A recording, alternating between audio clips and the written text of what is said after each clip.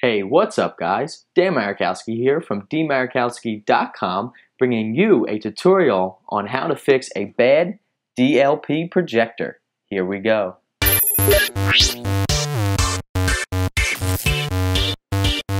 Alright guys, the specific projector I'm going to be working on today is a 3M SCP716 DLP projector.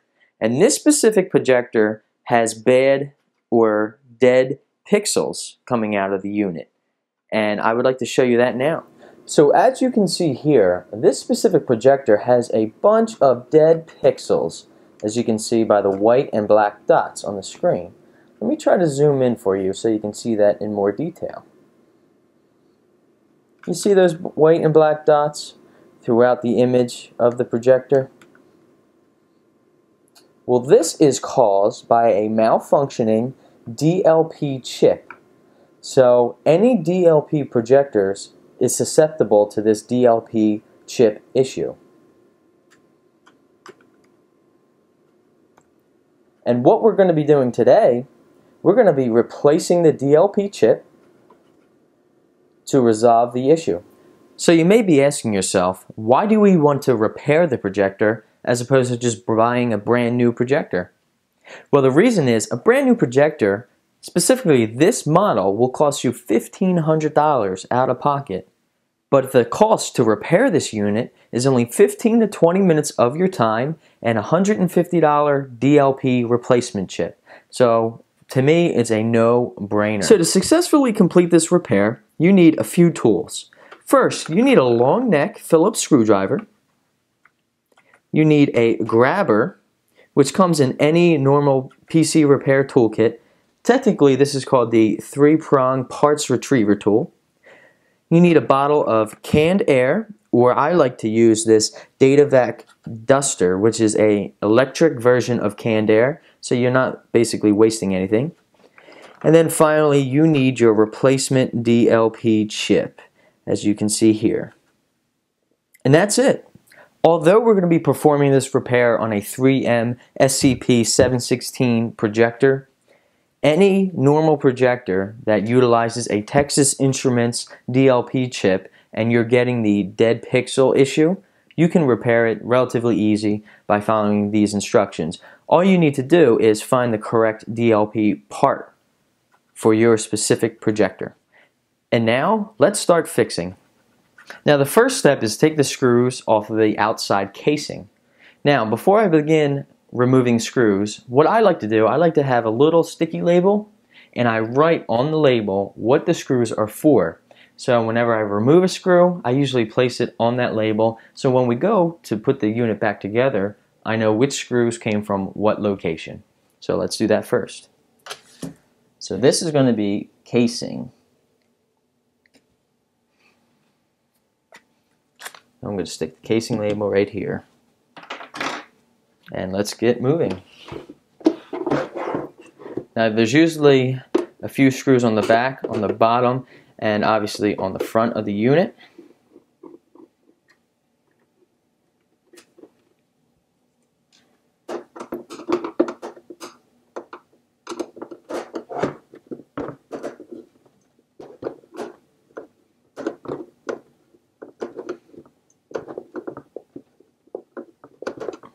That one's a little hard.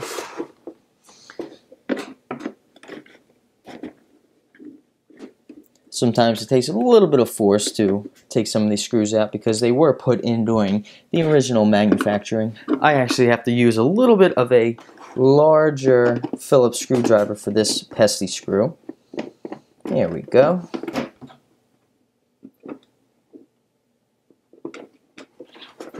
Like I said, there's a few screws on the bottom. And just as a normal warning, this will usually void the warranty of your projector. However, if you're making this repair yourself, it's usually not under warranty to begin with.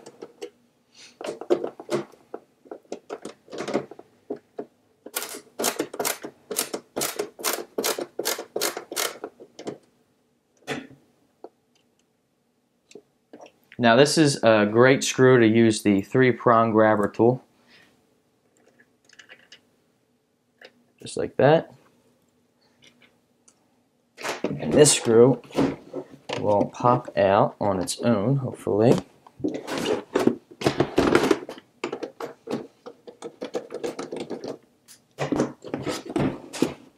There we go. And now on this specific unit, on the front of the unit, there are 4 screws, but you also have to remove the hex bolt here for the VGA connector and the input-output control module.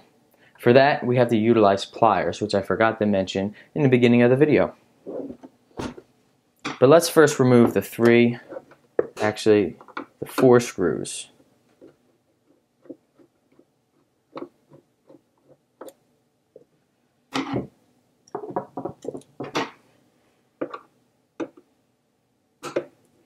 The screwdriver I'm currently using is a magnetic tip screwdriver.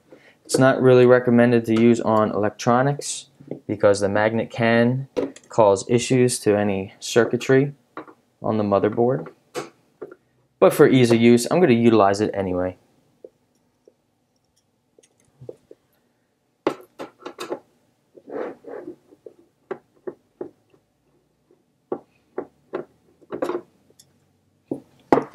Next, we grab a pair of pliers to remove these hex bolts.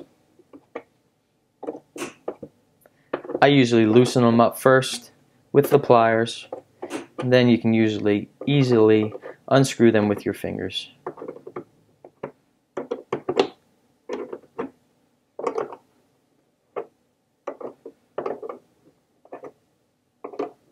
Some are a little tighter than others.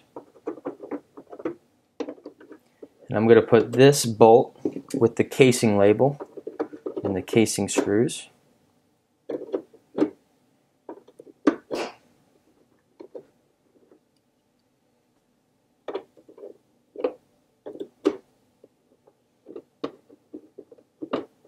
Two more left. There we go. Now this front bracket should easily pop right out.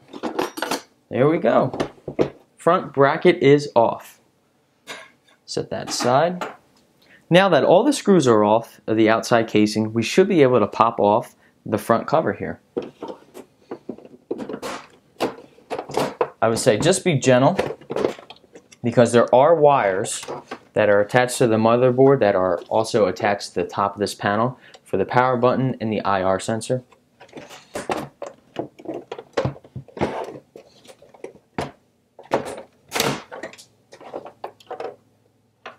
Okay, so as you can see, I can't pull this off because there are some wires underneath. So I just need to pull these wires. That's the first one. Pull the power. And pull the ribbon cable. There we go. Now the top casing is off. Obviously you can see here that it's extremely dusty and extremely dirty. Once we have most of these components disassembled, we're going to take it outside and dust it off. Now I'm going to set the top cover off to the side, and we're going to begin working on the next component. Now the next step is to remove all the cables connected to the main circuit board. So on this specific unit, each cable and each ribbon cable is specific in its size and its pin count. So we don't really need to remember where the cables go, because they will just fit right into place. So, word of warning, just be careful removing the cables because they are delicate.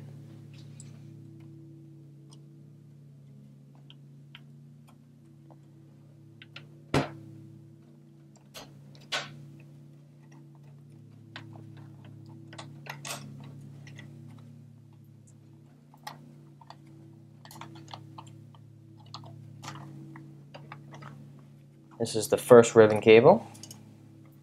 And then the next ribbon cable right here actually has a little latch. So you have to flip up, and then the cable pops right out. Next, we're going to remove the bulb. Usually the bulb is held in by a couple of screws.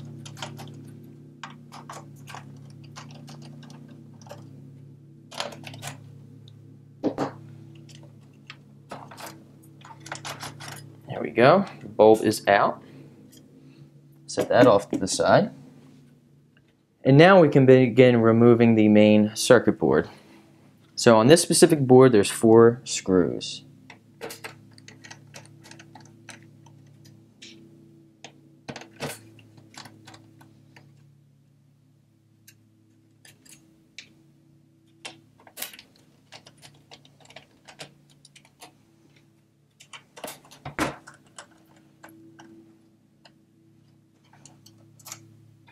Now, like I said before, we're going to write a little label called MOBO for motherboard, and we're going to place the 4 motherboard screws on the label. One thing to note about these screws is that one of them is longer than the other, and the longer one is actually in the bottom left-hand corner of the motherboard. Now, I'm not going to label this because I've repaired these projectors before, so I know which one it is, but you might want to label it. Next, we should be able to pop off the motherboard.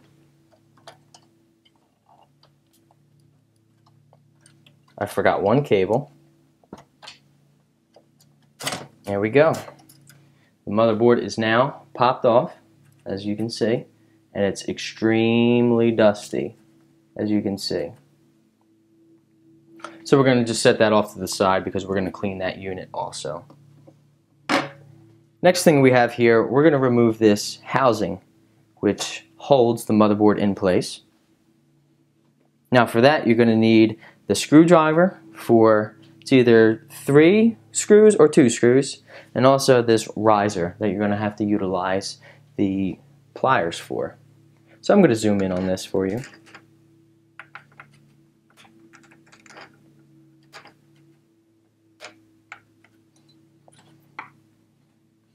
So first, you got to find that first screw, which is down here on the left-hand side. Now, if you do not have a magnetic screwdriver, this is where the 3-prong retriever would come in handy. Next screw. And then the riser. You just need to twist it, loosen it, and then we're able to use our fingers. There you go. I'm going to write a label. I'm going to name this housing.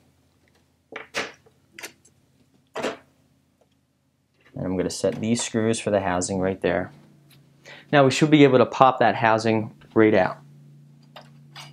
There we go. And as you can see here, this is also very, very dusty and dirty. So we're going to clean that. And I'm going to set that to the side. The next component we're going to remove is this metal protective plate. This protects the spinning color wheel. So this has 1 screw.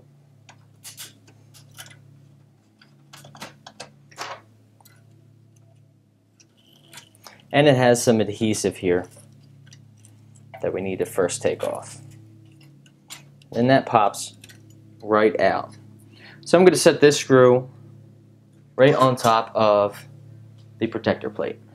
The next component we're going to work on is the actual color wheel, which, let me spin this around, hide this cable. This color wheel is what actually makes the color of the projector. This has 3 screws, and we're going to also clean this little unit with an alcohol pad.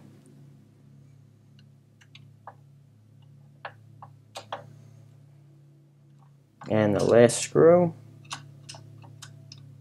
And I'm going to write a quick label as color wheel. The screws on top of the label. And now this color wheel should pop out nice and easy. You just have to be very, very careful because it is glass.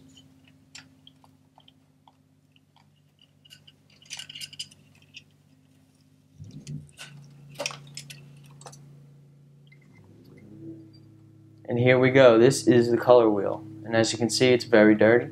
So we're going to set that off to the side because we are going to clean that.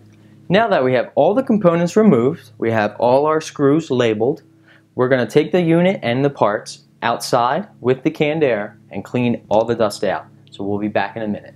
Now the next component we have to remove is this fan. It has a little duct that actually cools the bulb. Now this is the housing of the fan, so we have to pop this whole thing out because that fan is extremely dirty inside too, and that can cause damage to the projector and its life. Now in order to remove this, we do have to remove one screw for the power supply so we can pull back the power supply to be able to pop out the fan properly. Now there's two screws that's holding the fan down.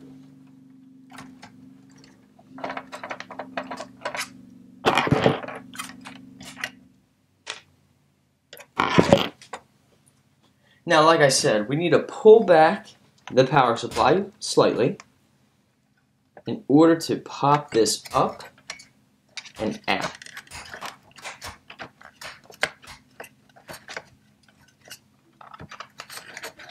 There we go. Now as you can see here, there's a ton of dust caked inside of this fan, so we are going to clean this also. Alright, now that our components are nicely cleaned, dust free, we're now going to pop out this whole housing unit that holds the DLP chip, which is right behind this heatsink. So let's go ahead and do that now. There's only 3 screws to this. One on the left, one on the right, and one in the center on the top. Alright guys, now that we have the screws out of that whole housing unit, we're going to pop this up and out and just flip it over. We're not going to take the whole thing apart because we only need to get to this heatsink and the DLP chip that's right behind that heatsink. Okay, next we have to take out the 4 screws that's holding the heatsink to the chip.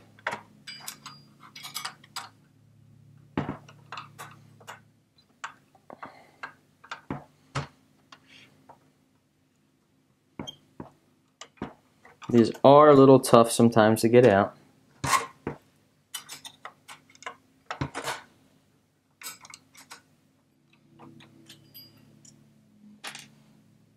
And we're on to the last one.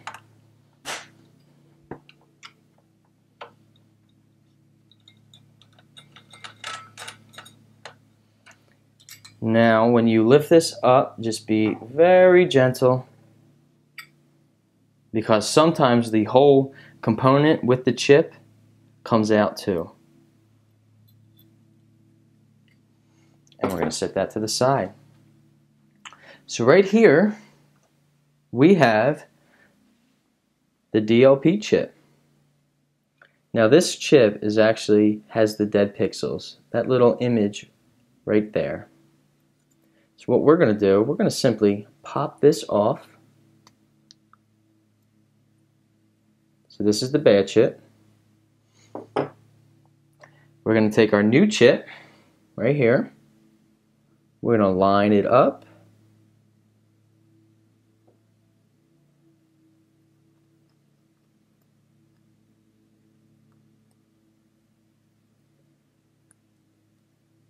Snap it into place. And then we're going to just reinstall it. So now that we have the new DLP chip installed, we just need to pop this back into place.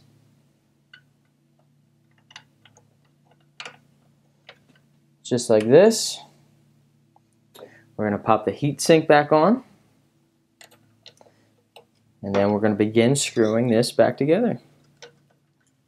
And we got our last screw to put back into the heatsink.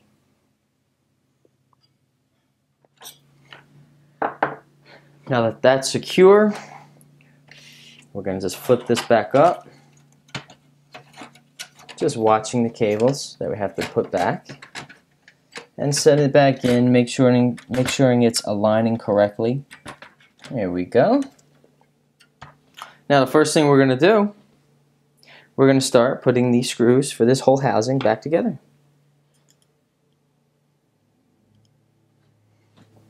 Now the next component we're going to reinstall is the color wheel. But before we put it back in, we're going to clean it. So all you need is an alcohol pad to clean around the front and back of the color wheel.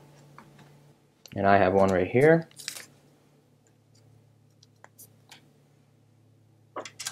And you simply just clean and go around. And remember, you just want to be very delicate with this because it is glass and it can break.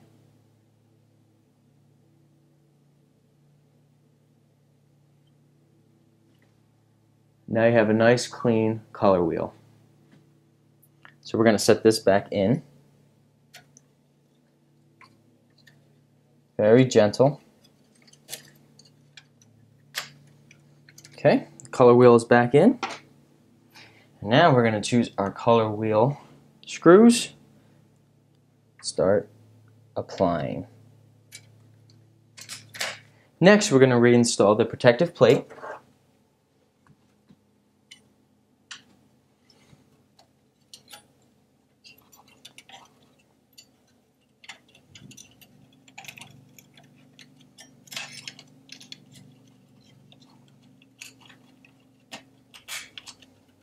Just like that.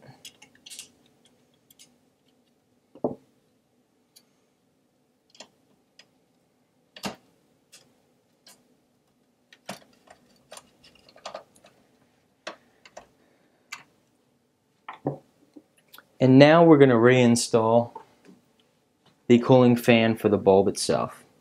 So remember, like we took it out, we had to push the power supply back. So we need to do that again.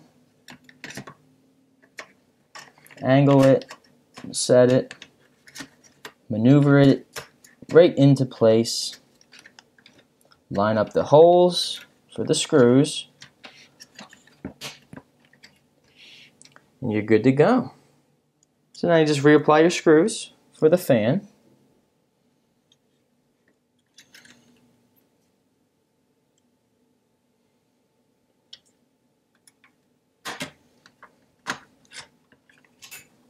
Now once that's secure, do not forget to put the screw back that you took out of the power supply so you were able to move that back.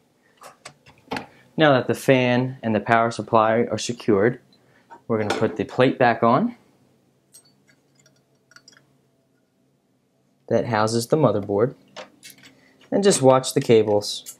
Want to make sure they're all exposed. Make sure you line this up correctly with the various holes. And then we're going to choose our housing screws. So first I'm going to put the riser in just the center of this board a little bit. Screw it in with my hand, and then tighten with the pliers. Just a couple of turns. And we'll do the next screw.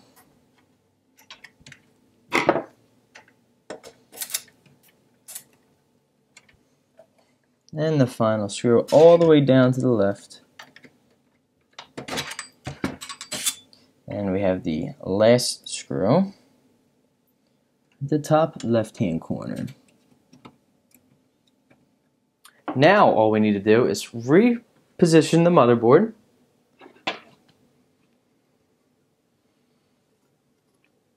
Again, watching the cables.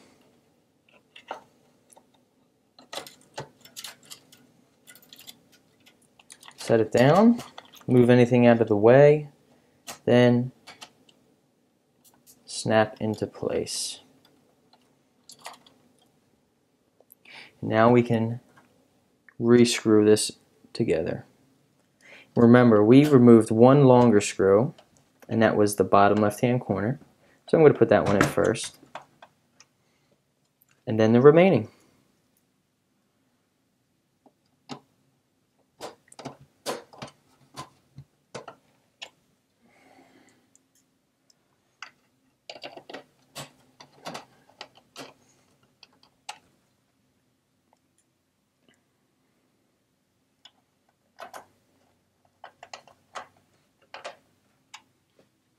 And now we're going to simply reconnect all our cables. Like I said before, the cables are all specific in their size and shape, so they only fit in one direction. And they're also cut the length to only make it to its proper port.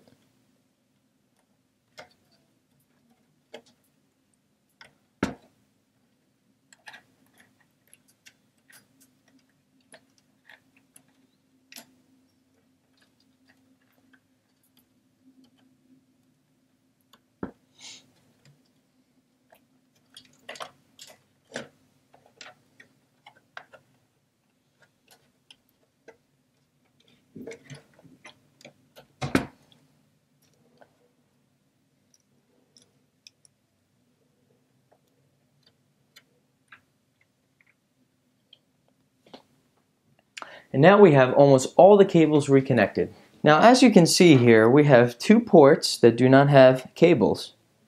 Well, those are the cables that are on the housing, the outside covering of the unit itself. So that will come last. Next, we're going to simply reinsert the bulb, making sure no cables are in the way. Snap that into place, and then screw it down.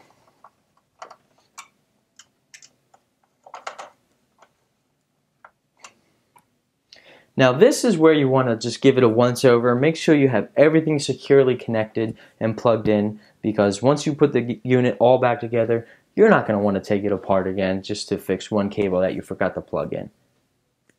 So next, we're going to take our protective cover and start reconnecting. First, I'm going to do the power cable here. Next, I'm going to do the ribbon cable. Then finally, I'm going to somewhat close this. And then snap this last cable in on the motherboard.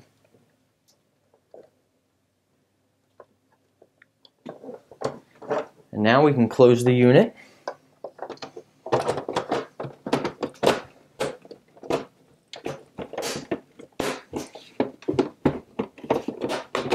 Snapping it back into place.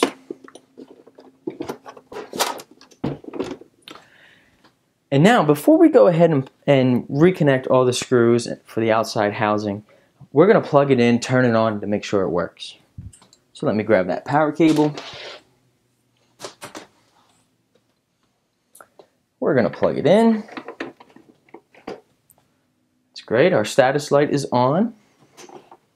We're going to press power.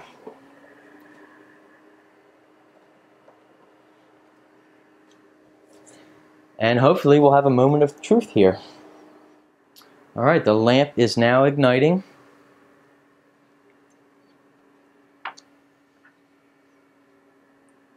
As soon as the bulb comes all the way on, there we go. As you can see, we have a functioning projector once again.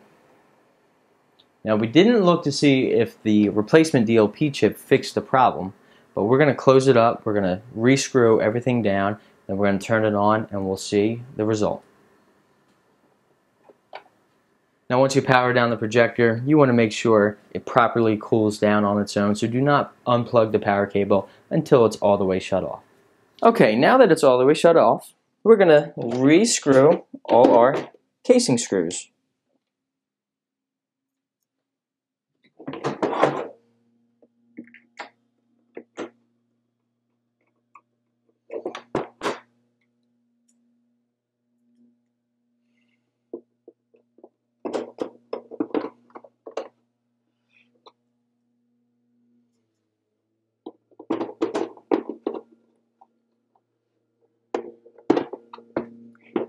Flip it upside down.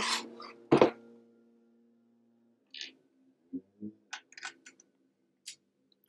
going to set these all in place here.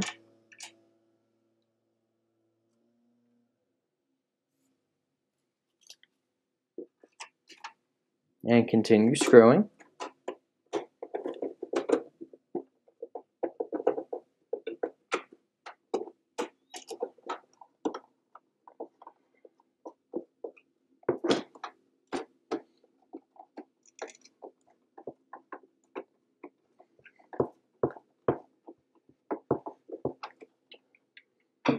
Next, we're going to do the front of the unit. So we want to put our cover back on. Put that into place. And then start reconnecting these screws. Now that we have those 4 screws in, we're going to put the hex nuts back in. And we're going to hand twist them. And then we'll tighten with the pliers.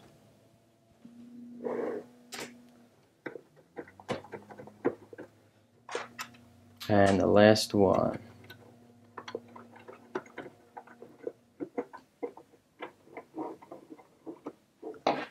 And we'll just give it a couple of twists to tighten.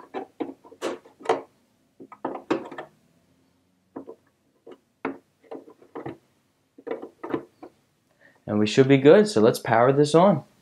All right.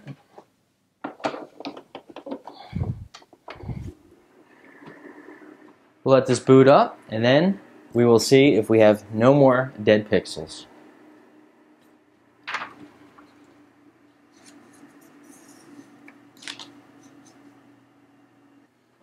Alright, the unit's powered up, so let's see. There we go, guys. No more dead pixels, as you can tell. As I'm moving it around, there are no dead pixels, so there you have it. If you certainly have any questions or concerns about this tutorial, feel free to ask me in the comments or shoot me an email over at dan@dmarakowski.com. And as always, guys, if you like this video, please like and subscribe, and I'm happy to do more. Thanks again, and we'll see you.